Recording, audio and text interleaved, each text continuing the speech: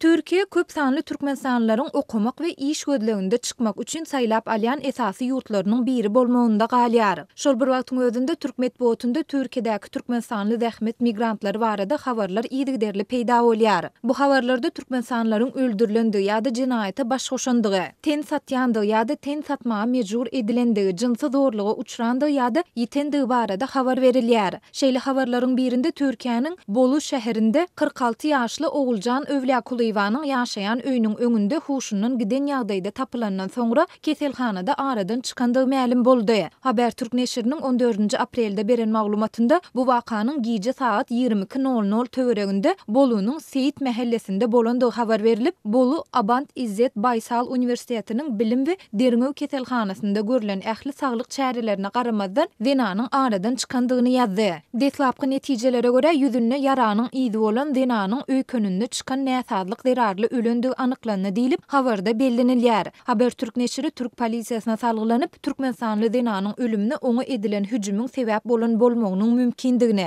bu waka bilen baglanşykly derňöwleriň dowam edýändigini habar berdi. 22 maýda Azatlyk radiosu Türkmensanly Zenan Övliýakuly Ivanyň ölümi bilen ilteşikli geçirilen derňöwleriň tamamlanandygy ýa-da tamamlanmandygy barada Bolunyň polisiýa departamenti bilen habarlaşdy. Özüni Aylin diýip tanışdyran polisiýa resmisi bu barada merhumyň ýakynlaryndan başga hiç kime maglumat berilmeýändigini ma'lum etdi. 21 maýda Hürriyet gazetine çykan beýleki bir habarda Türkiýanyň Istanbul şäherinde eneke bolup işe ýerleşen öýlerinden gymmat bahaly şaýsepleri ogurlamakda şüphe bildirilýän başga bir türkmensanly Zenanyň tutsaw edilendigi habar berildi. Şu ýylyň 14 fevralynda bolsa işe ýerleşmäge kömek etjek diýilip Türkiýe getirilen we soňra Istanbulda ten satmaga mejbur edilen daşary ýurtly şoltanda türkmensanly Zenanlaryň 22 sanyny saklanyldy. Birleşen Milletler Guramasynyň şu ýylyň ýanwar aýynda çap eden Dünýädäki ykdysady ýagdaý we geljekki mümkinçilikler atly hasabatyna görä Türkmenstandaky işsizligiň derejesi 2018-nji ýylda 3,13% barabar boldy. Emma ýerli synçylaryň ençemesi ýurtdaky işsizligiň derejesiniň 50-60%-den az däldigini aýdýar. Şeýle de olar Türkmenstandaky ykdysady kynçylyklar, işsizlik, ady haritlarynyň we hyzmatlaryň gymmatlamagy bilen baglykda soňky ýyllarda müňlerçe raýatyň eklenç gözleginde daşary ýurtlary işlemäge gidendiginiň, mätäç adamlaryň, aýallaryň, garrylaryň we çagalaryň gapy aýlanyp dilekçilik etmeginiň barha kän göze ilýändigini habar berýärler.